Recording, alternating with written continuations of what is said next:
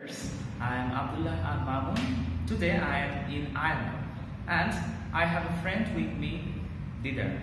Didar, please describe yourself. Assalamu alaikum all. This is Didar Islam. I'm studying at the Institute of Modern Languages under the University of Dhaka, and currently I'm pursuing my Bachelor of Arts in English for Speakers of Other Languages. And the abbreviation of this course is ESOL. ESOL? ESOL, yeah.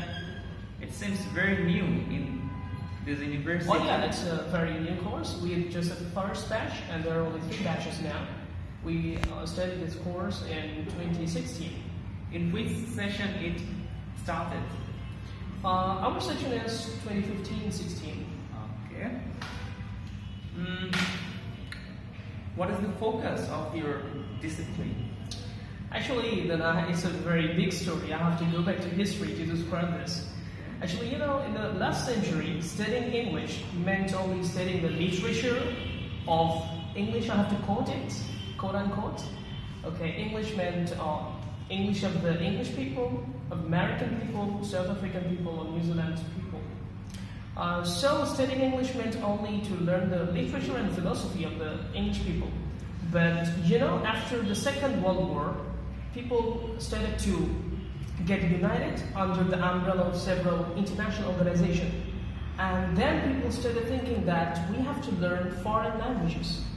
And after that, actually people started thinking about teaching and learning foreign languages. And then several methods came up with new ideas. So from that scenario, people started to think about more on English language teaching and learning. And let me sum it up, let me cut a long story short.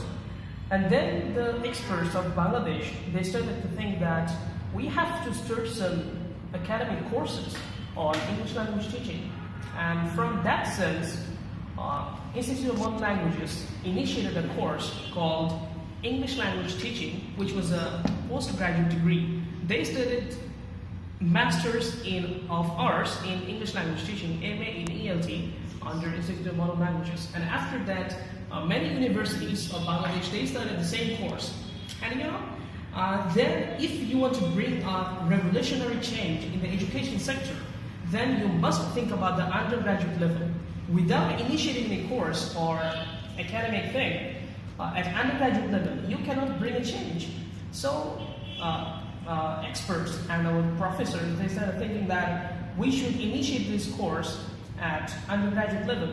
And from that sense, we started ESOL, BA in ESOL, and also following this trend, Jagannath University, they also started the same course called Bachelor in English Language. So the idea is changing, that studying English means not only studying the literature, but also the language, teaching, applied linguistics, and other things.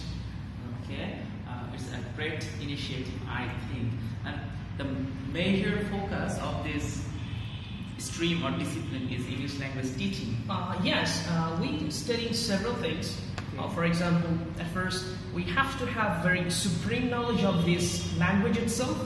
We have to have advanced level of knowledge on the language itself. And then we also study the linguistics. You may call it applied linguistics. We are studying specifically the linguistics of English language. And we are also learning how to teach English. That's called English language teaching methodology. We have several courses on this. And we are also learning several aspects of applying this language. For example, journalism. After taking this course, you may become a journalist. So we are taking journalism courses. And also we take translation and interpretation courses so that we can become very skilled translators. By the way, what about literature? Without literature, we cannot think about the language. Actually, that's true. We also have to take some courses on literature. We have only 3 courses just to have an overview, just to have a taste of literature, but we don't go into the deep level of literature. We do not study literature at that deep level, but we just have to take the taste of it to understand the language. Literature is the place where you will have the supreme level of use of language. I agree. that's why we have to read literature as well. Okay. So you can call it a hybrid course. Hybrid course. Yeah. Yes. I think it's an amalgamation of education and research, You can say also applied linguistics. applied linguistics, and English language teaching. Yeah. It's a very impressive discipline. What do you think? What are the job sectors of ESOL students? Okay, but the answer is very difficult to answer. As we the first batch, and we're studying in this third year, we're graduating, hopefully we'll be graduating in 2020. Then we'll be able to answer the question, but I can give you some idea. As you know, our institute offers a course, MA in ELT. If we analyze their profiles or biographies, what they do after graduating from here, then you can have a glimpse of, have an idea about our job sectors. Actually, they mostly become university teachers. They work in newspapers. Some of them also became researchers.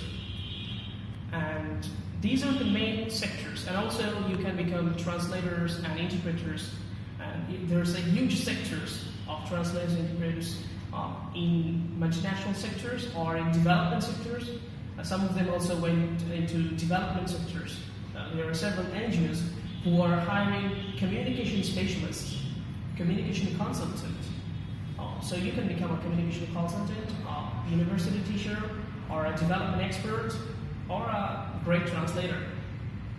Okay.